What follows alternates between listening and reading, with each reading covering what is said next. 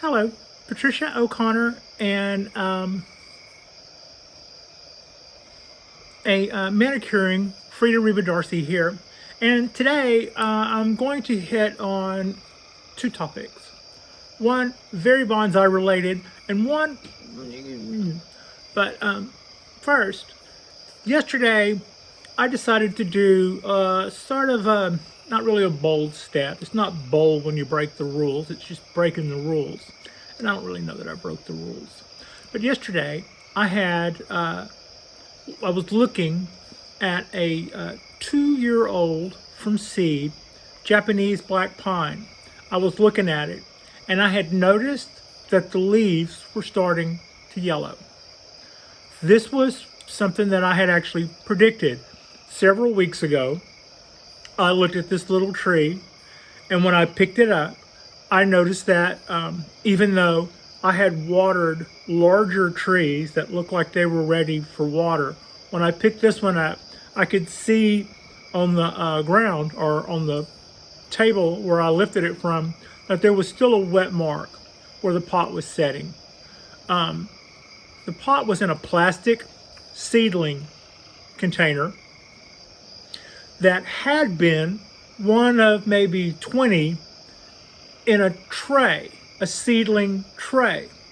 And they were all elevated slightly, in their holders. Like if you get drinks and they're in a tray, they're slightly elevated from the bottom of the tray. And that way, the drain hole that's directly in the bottom has plenty of access to evaporate all the water. Now, maybe I should have just gone through here on the side and made cuts. The problem with that was the soil mixture was especially light for seedlings, which this was now a 2-year-old tree. So that really light pumice combined with the drain hole being plugged up from the bottom meant that I made a note to myself actually about a month ago,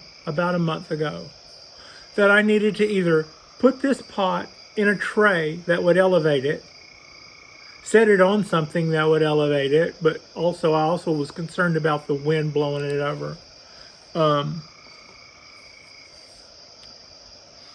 So I said, okay, note to self. Next time you go out, if you do nothing else, go to Starbucks and get a cardboard tray to put that little pot in.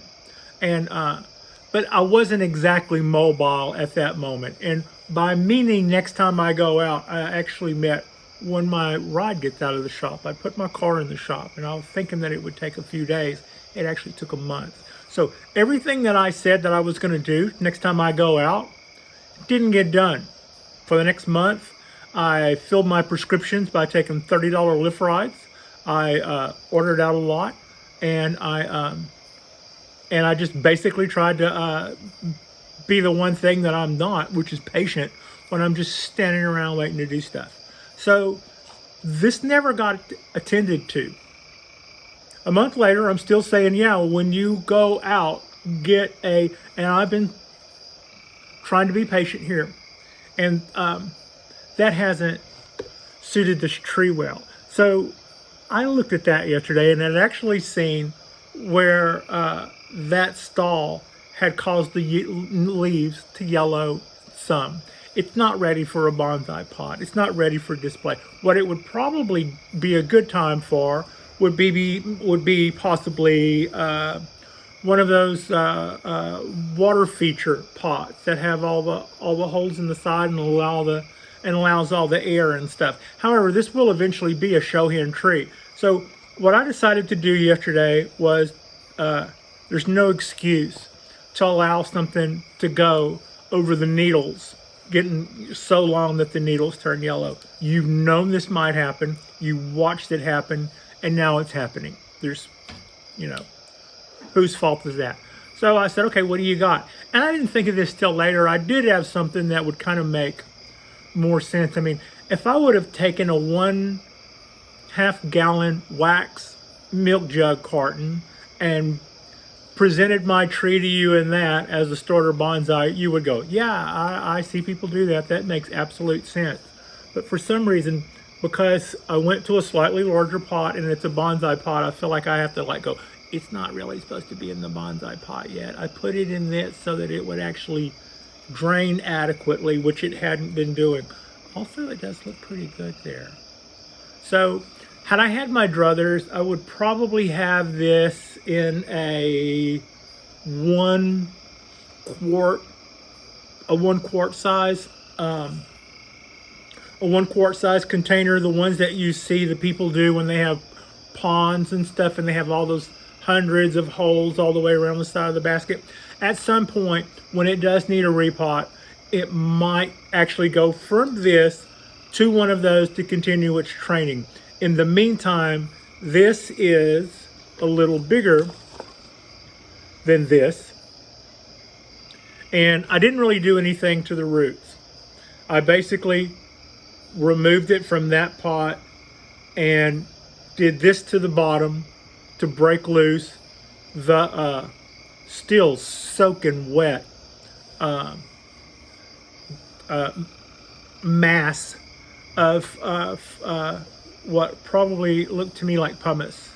So it was a real pumicey mixture for the younger tree, but that in the clogged drain hole was definitely causing this thing to yellow. So I put it in, so I'm not even thinking of this. What I'm excusing myself about is I'm not saying that I put it in this pot, and it's a slightly bigger pot. It's not a slightly larger pot. We didn't cut back the roots or prune the roots. We knocked loose some of that pumice and left some there. Did nothing to the roots otherwise. Put down a clean layer of slightly larger, I would say probably quarter granule Boone mix, which I still have plenty of, and then set this down in that and wired it down. So it had already been wired when it was in this, and I haven't really messed with it. Other than that, that is my 2-year-old Japanese black pine from seed. I knew you guys were going to be seeing this guy in the background, and it does look really cute in the bonsai pot. But the key takeaway here is it's actually a larger pot than the one it was in, and when it goes from this, it may go to another larger plastic container a year or so from now. What we still want to do, the key, the real thing that we would want to do is to build trunk. And it probably would have been in this another year. So to me, it's the same thing, that it's in slightly bigger, I think, slightly bigger pot for that next year.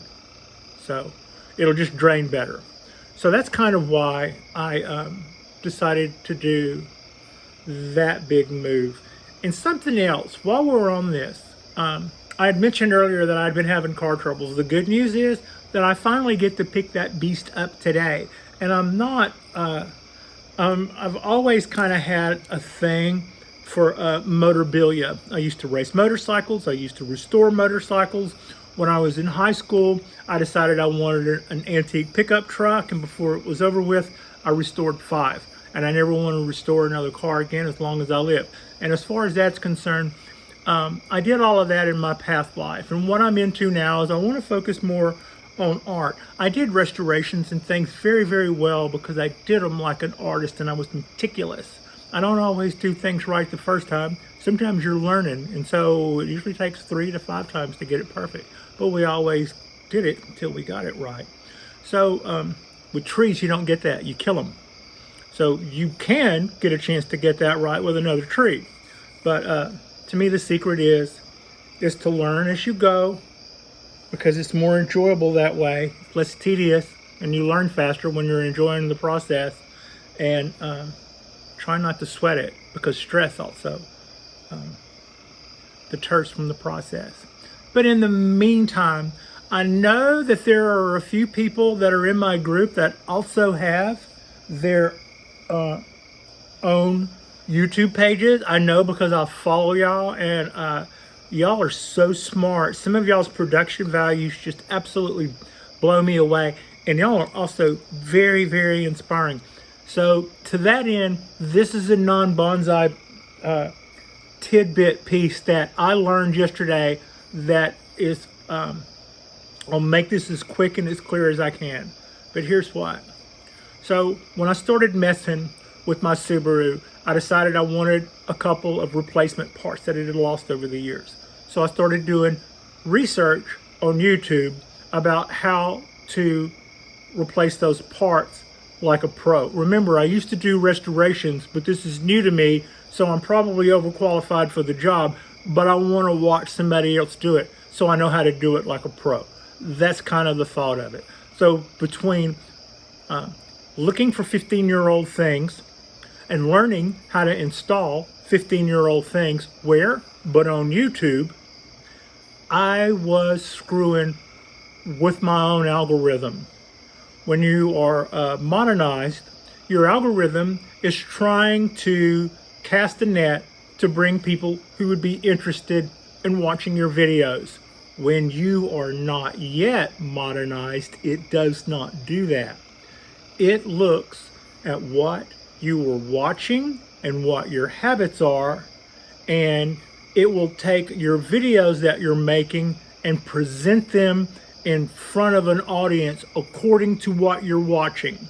So, learning how to replace dash inserts on a Subaru and then making a YouTube video for bonsai trees was not productive. I have been watching the amount of time that people are watching my videos is good. The amount of time that people watch them when they come up is good, but our click-through rate wasn't, and our subscriber rate has stagnated, and it started the moment I got involved with going to YouTube to research other things.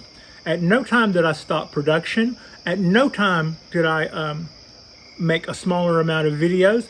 And I wouldn't say that my videos got crappier or anything. I wouldn't really say that my quality dropped. I would just say that I was going, what in the world is going on here? And I've since learned that before, when I wasn't making a YouTube video about bonsai trees, I was watching videos about bonsai trees, or I was taking a break because I was overloaded from that. And when I would do that, I would maybe catch up with news or something like that. And in the meantime, I've replaced that intermediate time with just doing car research, and that has definitely affected my subscriber rate. So it's nothing that I won't overcome. No, I'm not feeling dejected. No, I'm not beat up. It's just, oh, so that's what's going on. I knew there must have been something, because it still looked like people were watching the videos whenever they came on, and people were watching them for the amount of time that they normally watched them when I put them out there. But as far as just picking up new viewers and something, all of a sudden that had stopped, and I totally didn't put it together that my viewer habits were affecting who got access among new subscribers to my shows. And so if you have a YouTube channel and you're not yet modernized, that is one thing that drives your numbers, good or bad. So that was my non-bonsai related little spiel. So other than that, it's a beautiful Friday day. In about an hour and a half, I go pick up my ride, and then I'll start on some of those errands. In the meanwhile, I expect this thing to start getting a little bit greener, and I won't have to worry about it blowing over when I put it in the sunshine, and I won't have to worry about it staying damp 4 days after I've watered it. That was just too long. The amount of time that it was staying wet in between waterings was way too long. And that, and combined with, in the earlier years, I'm watching these guys who do the small trees and stuff, and I want to learn more about seedlings and Shohins and Mamies. This winter, I think that's probably some of what my next projects are going. It would make sense that they're hard to learn, So that's a good challenge. And two, if you live in an apartment and you want a ton of trees like you would want to do if you're a bonsai person, it would make sense that maybe you should focus on the smaller trees. That way you could, smaller trees take up less space. So, no, I'm not doing anything with my big guys.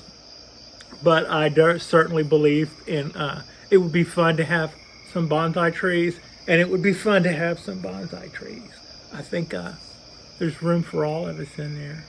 And so this is my 2-year-old from seed, freshly repotted. I hope it appreciates it. It's doing fine. It was just starting to do a little bit of yellow, and had I not actually been anticipating it and looking and waiting for it to do that, I might not even noticed at this point. Could also just be, change of season or whatever, but I was like, nope, I knew you were gonna do that. So I thought I would do this way rather than continue to put it off and wait for the perfect thing. And then I thought that it was a good opportunity to show you that we all make compromises, and we all have to, we're all the cooks in our kitchen. Some people want to be, sometimes we worry about other people being critical if we bend a rule this way or we bend a rule that way. But think about what you're doing. It's more important to be conscientious about what you're doing and maybe bend a rule for the right reasons than be concerned about perception and not think outside the box when you need to do something. So, yeah. Okay, it's okay then. Thank you so much for watching. And if you haven't already liked and subscribed, I'm not supposed to say that at the end of the video because you're not even probably here by this point. But if you haven't already liked and subscribed, totally enjoy this Friday. My hair is doing some crazy shite. Totally enjoy this Friday. It's a beautiful day here in the Bay. It is quite warm. It does not feel like November. I'm saying it's probably 76, 78-ish, something like that. And it's 11, so it'll probably get up pretty warm today. But what a beautiful day going into the weekend. I hope you guys all have a good weekend. I'll probably post something else before the weekend's up. And bye.